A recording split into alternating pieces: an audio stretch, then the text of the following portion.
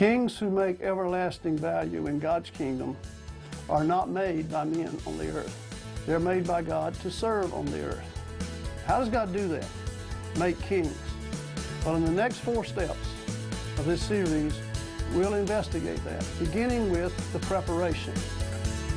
In preparation, we investigate how God made kings of Moses, David, and Joseph. Welcome back to Men of Significance presentation of Business by God's Favor for God's Glory. This is step 2, the preparation. As I mentioned in the early part of the call, when I asked God for help, because I definitely didn't know how to do this by myself, He sent some people to me, and I told you that I would introduce some of them later. And it's my pleasure now to introduce to you some of those who helped me. On my right is Dr. Joe Faircloth. Dr. Faircloth is Director of and President of Burning Bush Ministries International. In that ministry, he provides prophetic as well as apostolic leadership to 30 churches and about 40 schools, centered primarily in Central Africa, East Africa, Kenya, but also in the Caribbean and other places. And we're glad to have you with us. Thank you, sir. And on my left is Frank Blalock. He is, and I'll read this to make sure I get it correct, founder and president of Christ Connections Ministry International. And he serves on the board of Eileen Wah Foundation, which was founded by his wife. And this is a ministry to children in China that are born less than perfect, and therefore they are totally less than and ignored by the society there. And this is a tremendous ministry that they're carrying on in China. And we're glad to have you with us. Thank you, sir. Now, we just dispense with titles and affectionately call them Joe and Frank. And then that's what we'll do as we proceed. I'd like to begin in talking about preparation by God for us to become kings by asking Joe. I assume Burning Bush Ministries' name didn't come from just flipping a coin and decided, but it has something to do with Moses, I would guess. So Burning Bush, and every time I think about the name, it goes all the way back to Moses, because there's so much that went on in the life of Moses that is so needful in the life of us today. Thank you. Tell me about Moses' 40 years in feeding sheep. You know, it's unique. Moses grew up as an Egyptian, although he was a Hebrew background. He was Hebrew. exactly. He's in the house of royalty, but there's something going on in the family that he don't go along with. He feels out of place. And that's what got him drove out. You know, he wound up with blood on his hands because he rose up against one of the soldiers or guards over the people, and he struck him, and Pharaoh wound up driving him out of the country.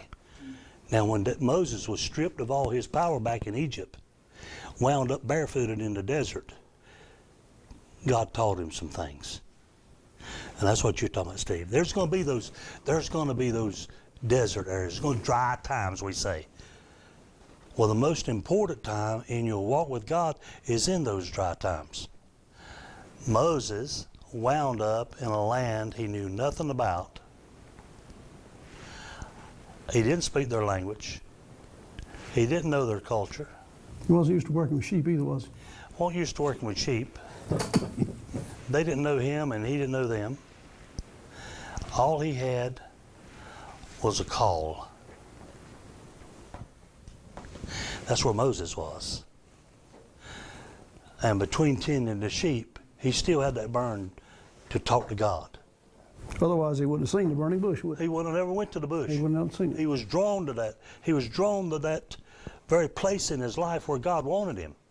The sheep was only something for him to do till he could get him there.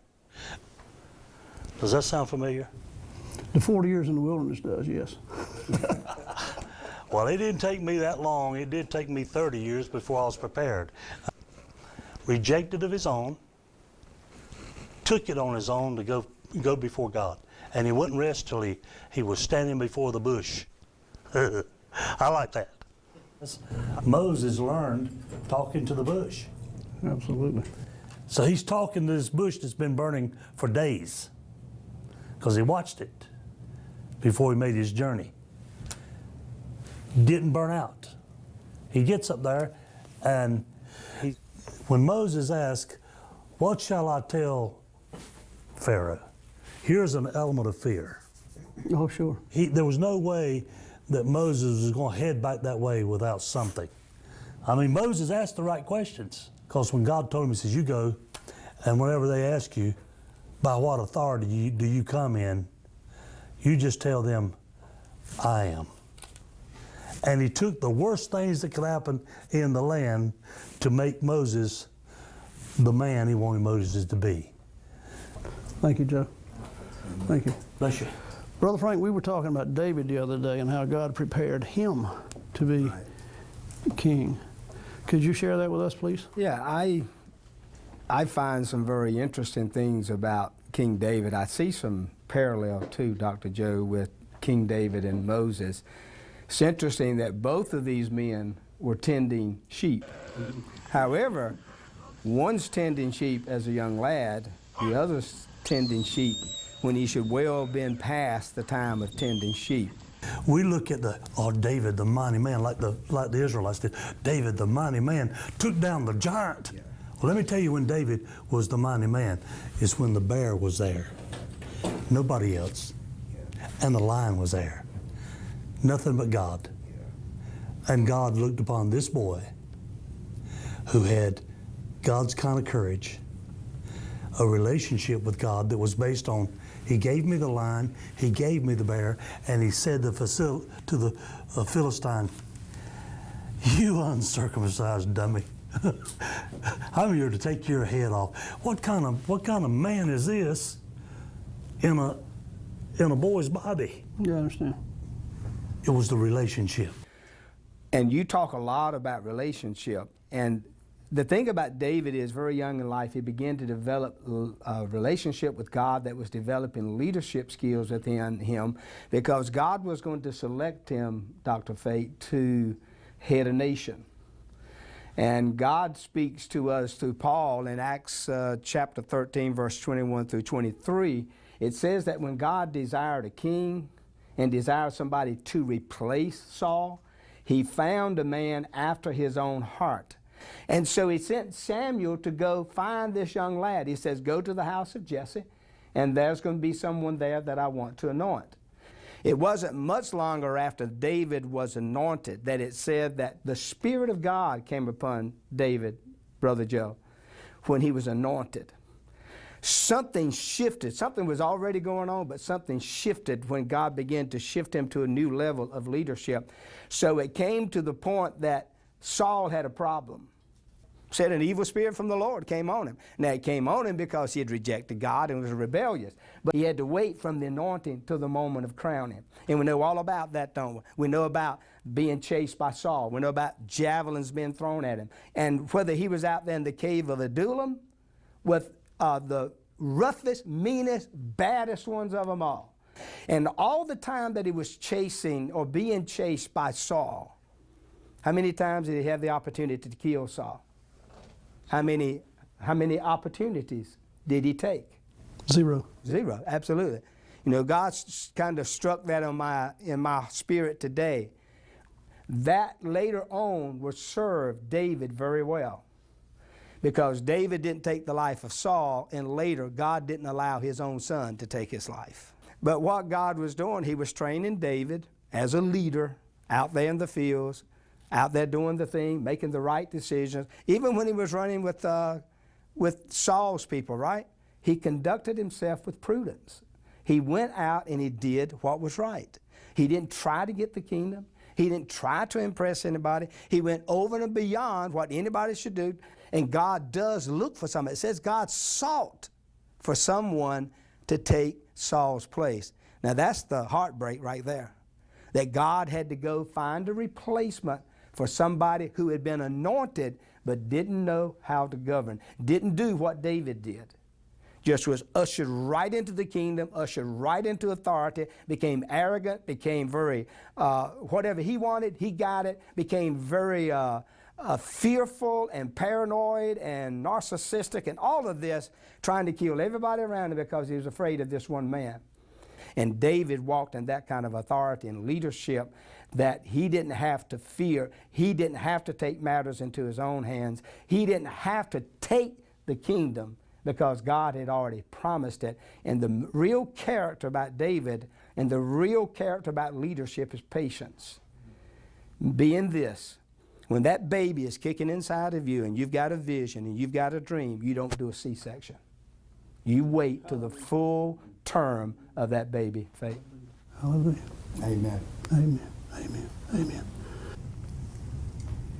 Thank you, guys. Now that we've heard part of how God prepared David to be king and Moses to lead the children of Israel, if you allow me, I'd like to talk about how God prepared Joseph to be king of Egypt. And I'd like to do that with some diagrammatic help. That's a basic neutral point in Joseph's life.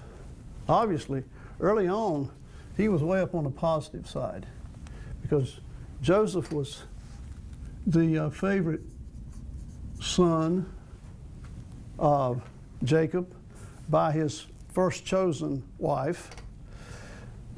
His father was so proud of him that he gave him a multicolored coat. And that just infuriated his brothers. The other 11 hated him with a passion. It wasn't enough that he was the youngest and his daddy's favorite. And that's fine. He's on top of the world up here. And he gets a couple of dreams and he just starts bragging about who he is. He tells his 11 brothers, "You're going to bow down to me. I saw it in a dream. I saw the sheaves we're cutting out here, and your sheaves bowed down to me." And if that ain't enough, the next one was, he said, "I saw the moon and the sun bow down to me." And they knew that was the equivalent of the parents. So now, I mean, here's this kid, 17 years old, saying his mom and his daddy are going to bow down to him as king. Obviously, that didn't make him very popular. So one day, they're out in Dothan tending sheep. Joseph is at home. I'm assuming that often occurred that way. Probably didn't work as much as the older brothers. They probably weren't too happy about that. So his father sent Joseph to check on them, and they see him coming a long way off, and they begin to scheme, and they decide they've had enough, and they're going to kill him. So, but Reuben, the oldest one, kind of saved his life, but he did end up in a pit. And that's a pretty dramatic change from a positive place to a negative place down here if we're looking at the ups and downs in Joseph's life. But it's better than it could have been because they didn't kill him like they planned. Again, Reuben kind of stepped in. And they sold him into slavery. That's better than being in a pit, I guess. At least you got an opportunity maybe to escape easier than you would from the pit. And he's headed into Egypt. That takes a while. But once he gets to Egypt, he's sold into Potiphar's house. Potiphar was head of the guard or something like that for Pharaoh. Now obviously there was a little bit of change from here to here because that's a pretty good position. Pretty positive. Not exactly up here where his father had him and when he was the favorite of the favorites, but at least he's not out in the fields having to work so hard. And God's favor was with him so that he actually became such a favorite with Potiphar that he put him in charge of his whole house. He trusted him with everything that he had there. And that worked out fine until Potiphar's wife decided that she liked Joseph. He resisted and he resisted because he said, "I can't do that for my God." But finally one day he got close enough in the house to her that she actually took his coat off. And then she decided that since he wasn't cooperating, she would tell Potiphar that in fact he had made sexual advances to her. So all at once, Potiphar says, "Zing, prison." It's really not all that bad a place compared to some places it could be, because this was prison for the better class of people. And again, God's favor was with Joseph, and he actually moved up to be number 2 in the prison. The guy in charge of the prison allowed him to manage everything for him. He's a little bit like the rest of us. If we can get somebody to do all our work for us, we'll just allow it to happen. But you do have to trust that person. And he trusted Joseph. He saw that God's favor was on him. He was very trustworthy. He managed things well because God gave him information to do that. And while he was there, Pharaoh sends down, for whatever reason we don't know, into that same prison, his cupbearer, in fact, his head cupbearer, also his head baker. They're in there, and they responded well to Joseph because of God's favor on him. They got to know him well. And Joseph noted one day that they were kind of depressed, and so he asked them what was going on. And they said, well, they'd both had dreams that kind of disturbed them. And so Joseph asked if he could interpret their dreams for them. You've got to be pretty close to a person in order to allow somebody else to interpret your dream. So Joseph did interpret the dreams for them, and he told the cupbearer, you'll be back in Pharaoh's house. 3 days, I think. And he told the baker, Pharaoh's going to kill you in 3 days. Now, when he was having the conversation with the cupbearer, he said, and when you get to Pharaoh's house, remember me to the Pharaoh.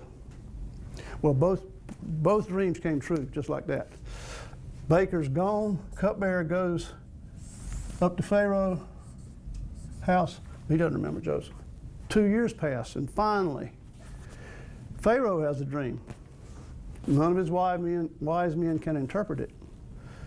Now the cupbearer remembers Joseph, and the Pharaoh calls for Joseph, and he's up here with the Pharaoh. Now he's up talking to the Pharaoh, and he interprets the dream, which basically said that there would be 7 years of plenty in Egypt, and it would be followed by 7 years of famine. And so the Pharaoh believed his interpretation of the dream, and he asked Joseph, well, what should I do about that? And he said, well, you need to appoint somebody who will save up all the plenty and then ration it during the famine years. And the Pharaoh's response was, since your God is that wise through you, I think you ought to be the man to do that. So, number 2 to the Pharaoh.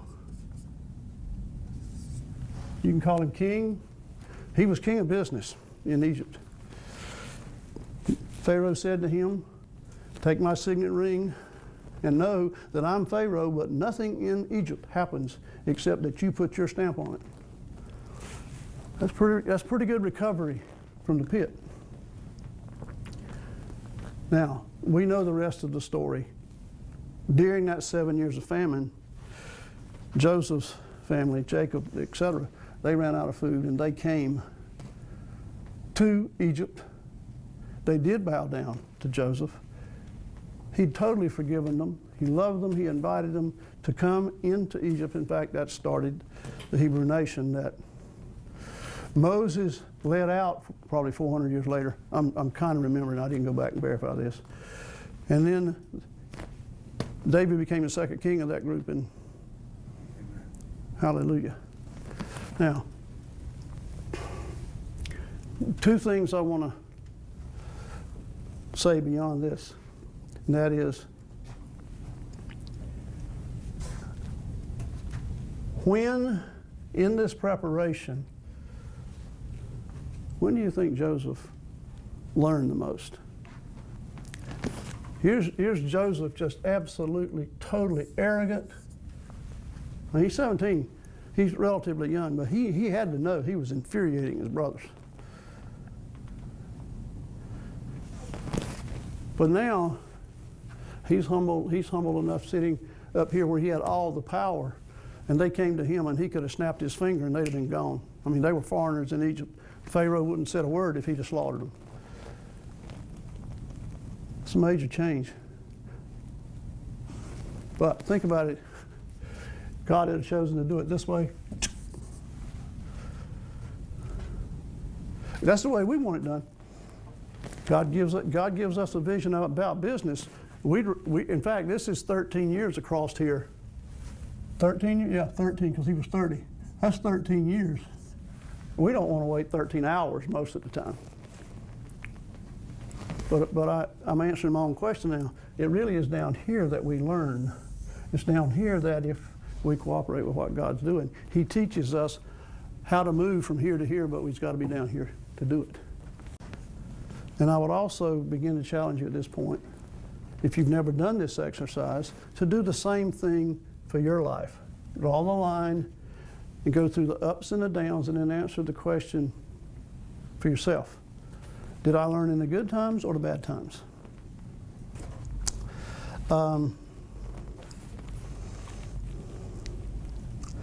What I want to do now, I think, is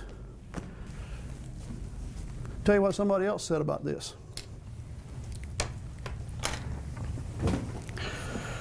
This book is My Utmost for His Highest by Oswald Chambers.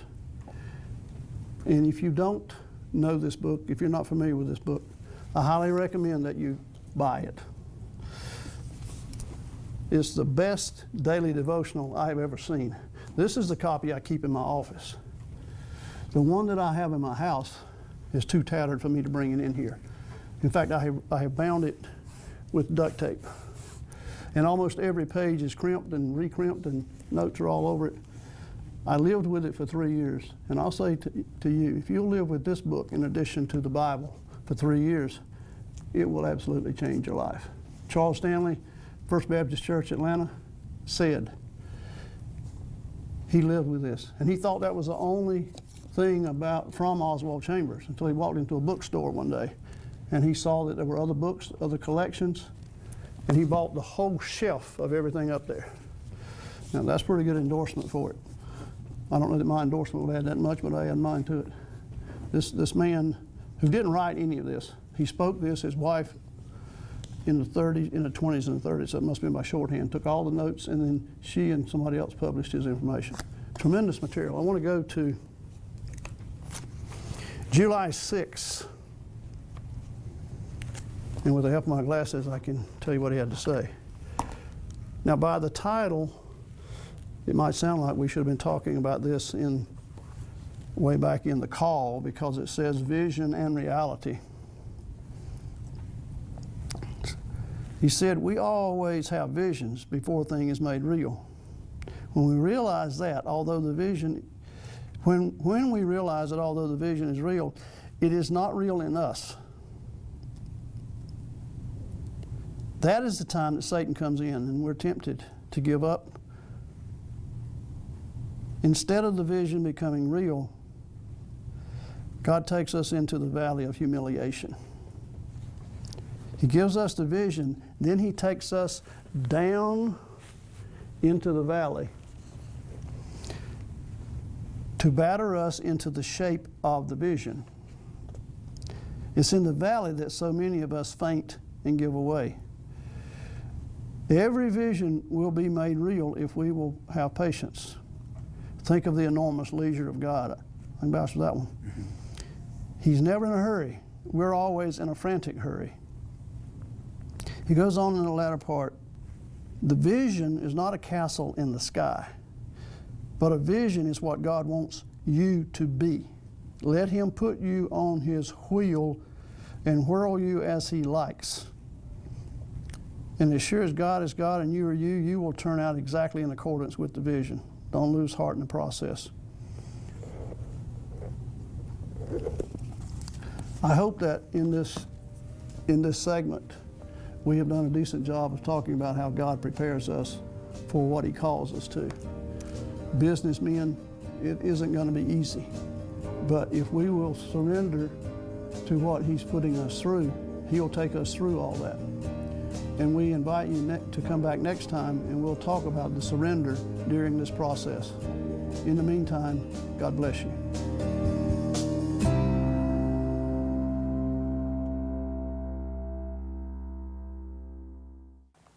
So God calls you to the mountaintop to be king, but He prepares you to be king in the valley, all according to His plan, to prosper you, not to harm you, but to give you hope and a future, according to Jeremiah 29:11. But it is painful. You may decide to blame Satan and rebel, or you may seek God and allow Him to begin to mold you into kingship.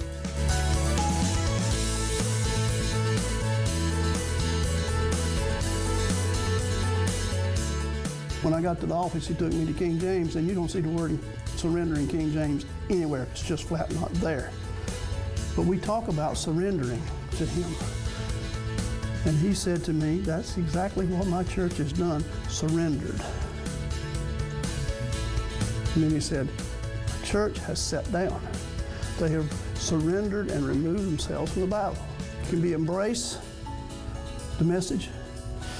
It can be adopt. It's an action word. It means sign up. Covenant with me. To do things, not to be nice necessarily. That surrender will always engender, if that's a decent enough word, a paradigm shift.